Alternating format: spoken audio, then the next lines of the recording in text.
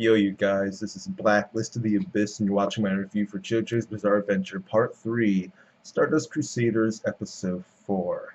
Alright, and this episode starts off with this creepy lady talking about she's with Dio right now, and she's talking about fear, and how fear arises in human beings, and she says that when people are around Dio, that fear ends up turning into joy, which was interesting because Noriaki actually mentioned something like that uh, later in the episode. He was talking about his madness turns to joy or something like that.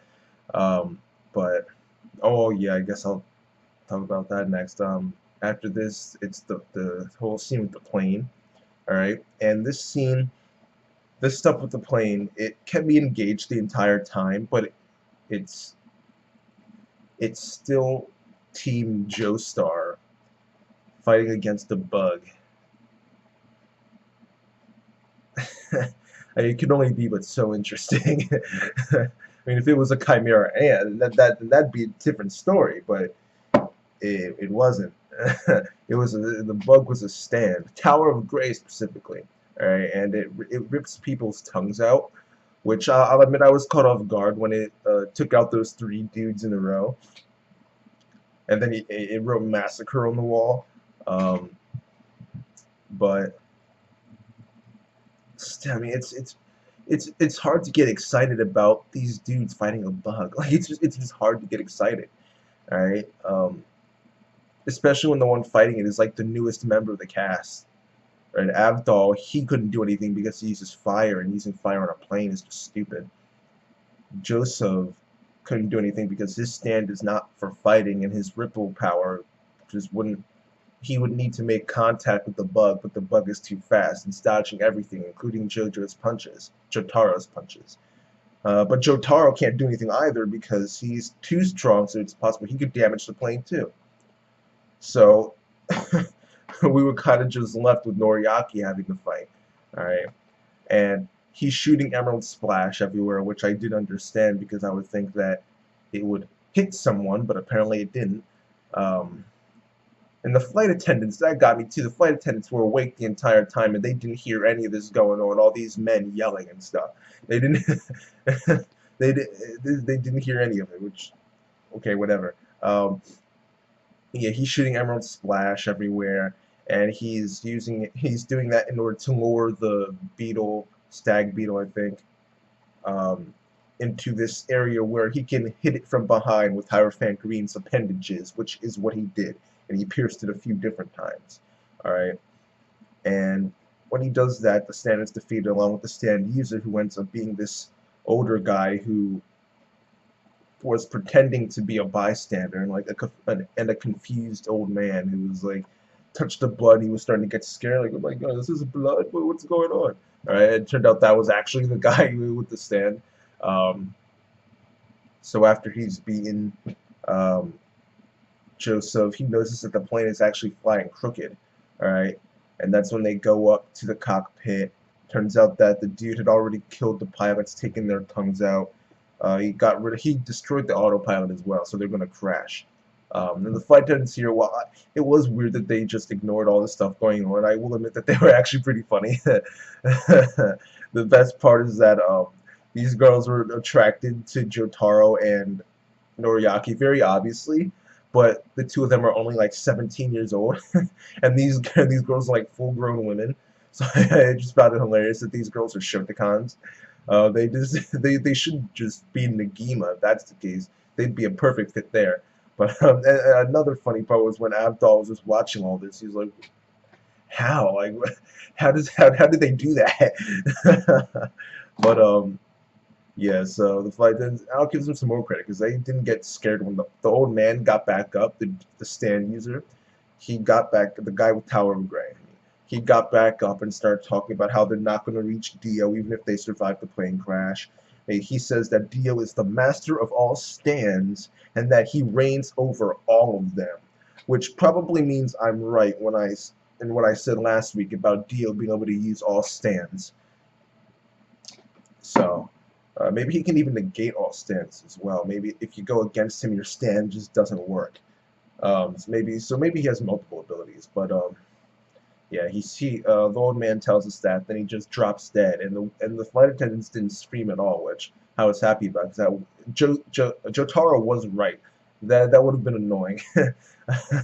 And oh no, I was going to say they would have woken up the rest of the passengers, but if they didn't wake up after all the stuff that happened before then, they're not going to wake up from a couple girls screaming. That's not going to happen. All right, but anyway, Joseph ends up successfully landing the plane on the water, and they have to just head for Hong Kong. All right, and they decide that rather than taking another plane to get to Cairo, they're just going to go by ship because they don't want to get other people involved. And they end up heading to this. They're in a restaurant when they're discussing this. All right, and when they're in this restaurant, this dude, this silver guy, walks up and talks about how he's from France and he doesn't know how to read the Chinese kanji. So Joseph helps him out. Jotaro didn't want to help him, but Joseph decides to anyway. And he orders for everybody, and the silver dude picks up one of the carrots from the food. It's shaped like a star, and he says, this star reminds me of something. I remember someone who actually has a star marking on their neck. And then that's when they were like, okay, this dude's working for Dio. Alright, and then Silver Chariot, his stand, comes up out of like the soup or something, which is actually pretty legit. That was pretty legit. Alright, and Avdol summons Magician's Red. He ignores his surroundings yet again. You're in the middle of a restaurant and you're going to start shooting fire around. Doesn't sound like the smartest. I mean, the other people can't sense the fire, but they can still feel that it's there. They can still feel the heat from it. The fire is still there. It's just that they can't see it. So the building will start to burn and fall apart, but all they'll see is a building randomly falling apart. The damage is still going to happen, right? So he needs to start thinking more. But luckily, Silver Chariot stops the fire and sends it onto a table and turns it into a clock.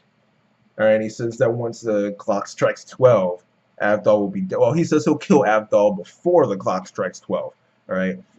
So they get ready to have this fight in the middle of the restaurant. Hey, whatever floats your boat, man. In the preview, we can tell that they actually ended up changing locations, probably because they got kicked out for all the crap they were doing. But yeah, that's that. We're gonna get a fight between Avdol and Silver Chariot dude. So yeah, that's about it. Overall, I'll give this episode a 7 out of 10. I thought it was cool.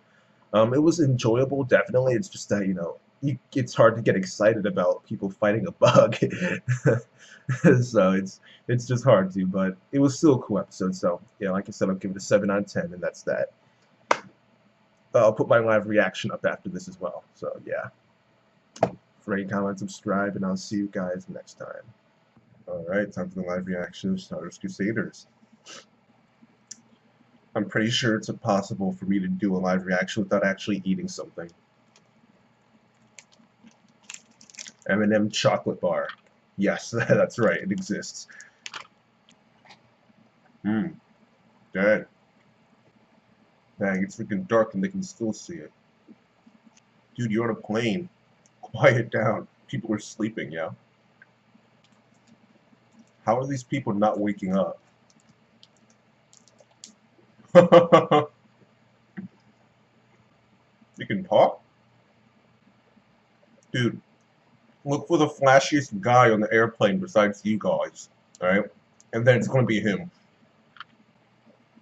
Dang!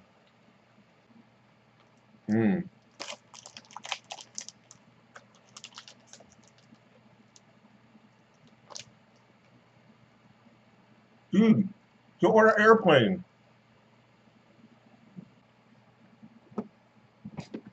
Yeah, because shooting freaking emeralds at it is gonna help that much. Yeah. That's not gonna cause any trouble.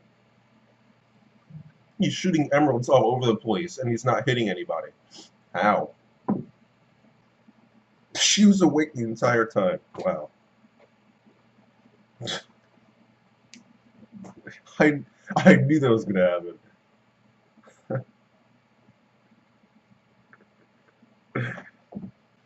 Avdol's like, what is going on?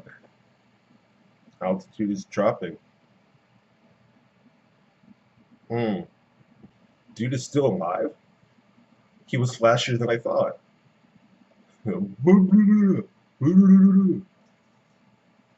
Master of stands. Boom. Oh, yes. Yes. Boom. Boom. What did I say last week? Boom. Where's the screen? Oh, I thought we were gonna get a. Yeah. Hmm. Hmm. Tower of Grey. You know, I noticed this last week with Hermit Purple, but all of the stands end in a color. Hierophant Green and Magician's Red were like I thought those were just coincidences, but then I saw Hermit Purple, and then Star Platinum after that. I'm like, oh okay, and, now I see it. Wait, what if he runs out of colors? No, there are a ton of colors.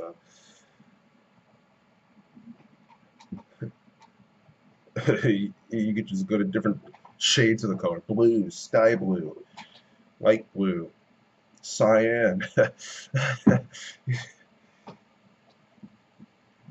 Oh boy,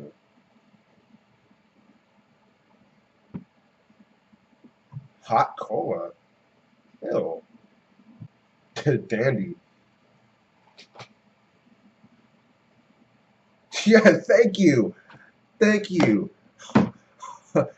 Thank you. Got an American in there. Tell him what's what. Cola is cold. And they'll just trace it back to you because they'll know you were on all the flights and you had an active role in each one. And people are stupid, so they just assume that you were the ones who were responsible. Though, I mean, it's perfectly reasonable. That's true. No, yeah. Freaking Himalayas.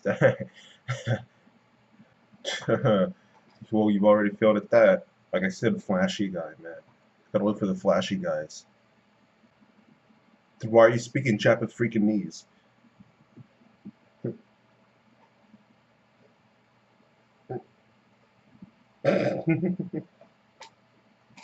He's not gonna admit anything. Totara's just gonna sit there like a cool cat and eat. Well, Star Platinum. Oh, well, that too. Yeah.